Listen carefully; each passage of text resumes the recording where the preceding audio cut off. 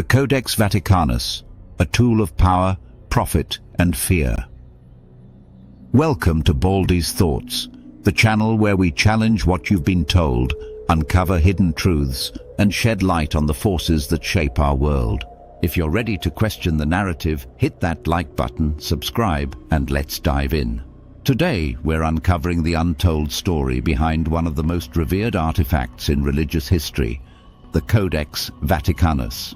The Codex Vaticanus, widely celebrated as one of the oldest and most significant biblical manuscripts. To many, it's a sacred symbol, a testament to divine preservation. But beneath its polished spiritual image lies a darker reality, a tool of control, profit, and fear. Far from being a beacon of faith, the Codex Vaticanus has a history tied to manipulation and domination.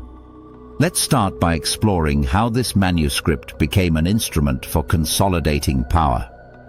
Control through ignorance and fear. In the early centuries of Christianity, access to sacred texts wasn't for everyone. The Codex Vaticanus, written in Greek and later preserved in Latin, was inaccessible to the majority. Think about it. Most people were illiterate, and the Church made sure they stayed that way. This dependency on the Church wasn't a coincidence, it was deliberate. By keeping the masses ignorant, the Church maintained control over how Scripture was interpreted. Fear played a big role too. The threat of heresy, excommunication, or eternal damnation kept people in line. The Codex Vaticanus wasn't just a book, it was a weapon used to enforce conformity and silence dissent. And here's the kicker. Fear and ignorance weren't just spiritual tools, they were financial ones. The price of faith takes St. Peter's Basilica, one of the most iconic structures in Catholicism. Its construction was funded by indulgences, payments people made out of fear to secure salvation or reduce punishment in the afterlife. The Codex Vaticanus played its part by legitimizing these practices. It helped establish a standardized biblical canon that reinforced the Church's authority. And guess what? That basilica still generates wealth today, not from indulgences, but from millions of tourists. Fear into profit, a tale as old as time.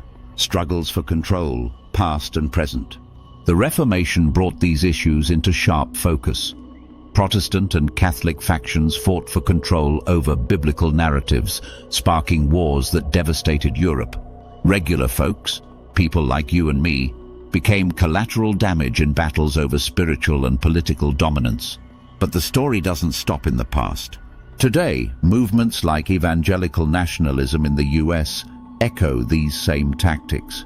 From placing Bibles in schools to enforcing religious teachings, the playbook of fear and control hasn't changed much. Leaders and institutions still profit from ignorance, perpetuating cycles of dependency and exploitation.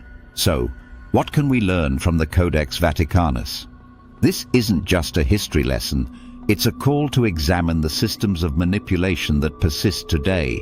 By tracing the origins of this manuscript, we uncover the fear-driven strategies that shape the Church's authority and continue to influence modern religious and political structures. We have explored how the early Church built these systems, the power struggles they fueled during the Reformation, and how they've evolved into today's political and religious movements. By understanding this history, we can break free from cycles of fear and ignorance. If you found this thought-provoking, don't stop here, dive deeper. Share this video, start a conversation, and challenge the systems that shape our beliefs. And if you're ready for more, hit that subscribe button. Let's continue uncovering the truths they don't want us to see.